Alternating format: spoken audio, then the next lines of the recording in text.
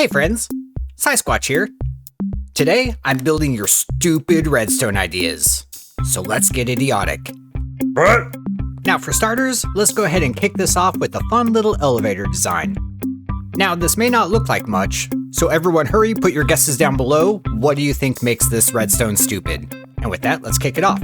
So we'll walk right over here to our platform. We'll place down our little wool block. Break it, give it back.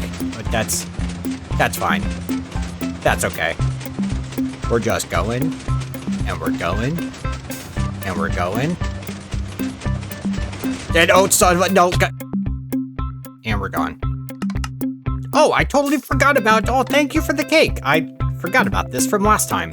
Now hurry, give me back all my things. Thank you so much. God, I just splatted just everywhere. Okay, well, that was it. It's just an elevator that pushes you off when you reach the destination. Now, this redstone didn't take a whole lot to do. We'll just hop back here into creative and we'll just break down here.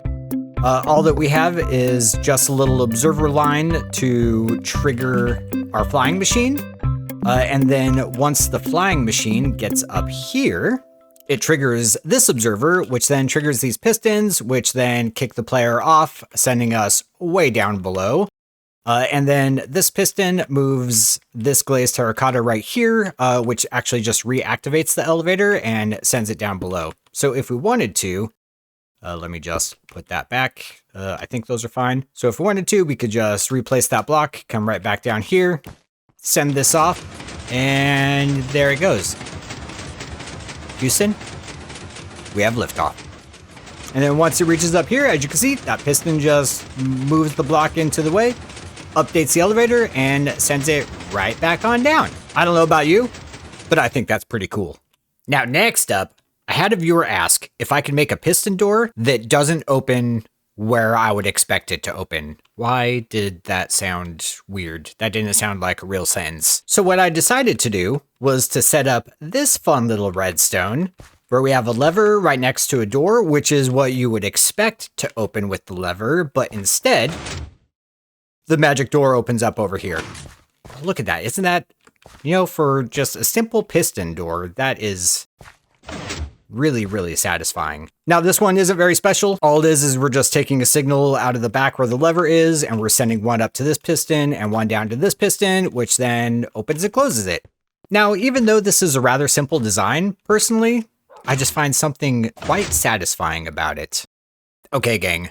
Now's the point where we're starting to get into some of the weird redstone devices. And with that being said, next up, we had a viewer ask if we could make a furnace that only works once you navigate a wolf through a maze. So what we're going to do is we're going to run right on over here. We'll break this block. We'll grab this wolf. Good boy. And come on, we're going on an adventure.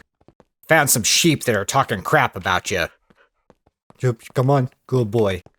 Good boy, right around the corner. We're almost there. Right around here. Look, there he is. Dude, his butt is just right in your face. Do I need to get you closer? There you go. And then once he kills him, boom. We got our fuel in here to start smelting up our raw mutton. And then it just keeps spawning sheep for the wolf to attack. So yummy. Now, to be honest with y'all, the redstone for this one is not really that great. But we're here to make stupid things, not good things, right? So let's take a look anyways. So right down here, we just have a hopper that will pick up the drops from the sheep. That then gets sent over here into this dispenser, which then gets picked up by this comparator. And then that will activate these series of observers, which will then send the loot from these droppers up here to the hopper. And then that gets fed into our furnace. Next up, this is the one for all the people that sometimes just need a hug.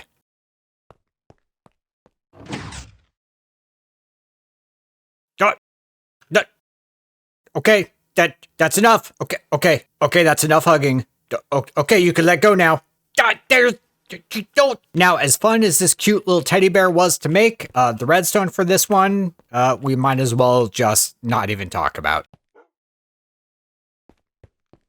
Now, next up is my favorite of all these builds. But for this one, we have to actually turn it on. So before I ruin anything, we'll just run right around here to the back and turn on this awfully noisy machine. And then if we fly around here to the front, I need to do one more thing. We'll just connect you up. And looky peeps, it's Hungry Hungry Hippos.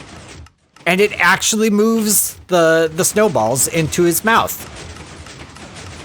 And then as it goes through here, it gets picked up by these hoppers down here instead of, rotating around and around and around. And oh my god, this is so noisy. Oh, that's so awesome. Look at everything getting moved. I'm actually really surprised that a conveyor belt actually works. But I think my favorite thing about this is just his messed up teeth.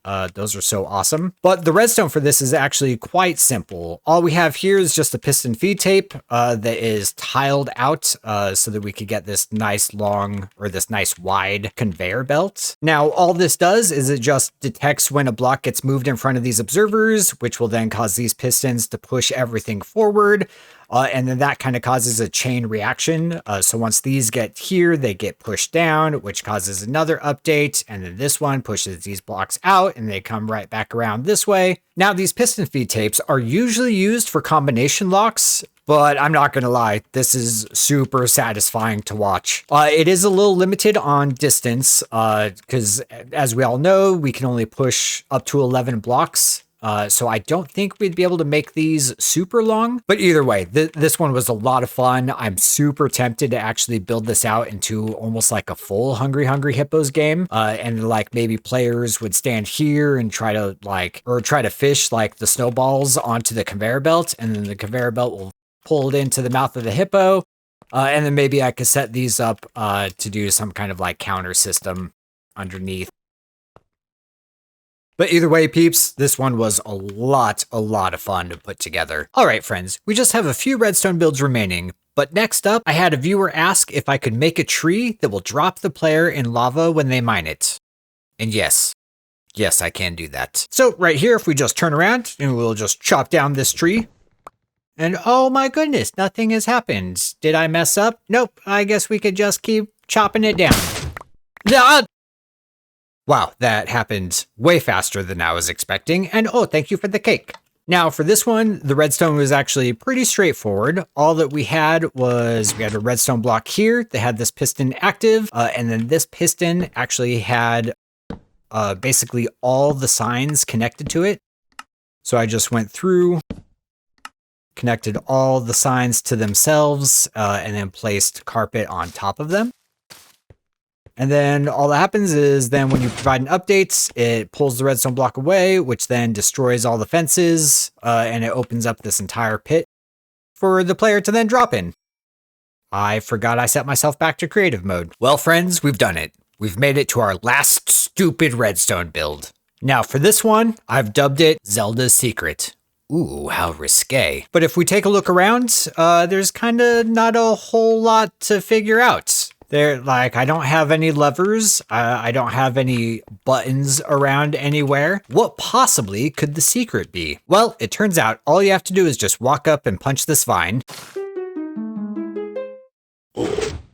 And a secret entrance is shown. Wow, that closed pretty quickly. The redstone for this is actually just a lectern set to a vibration of 12, and then that is feeding into a calibrated skulk sensor.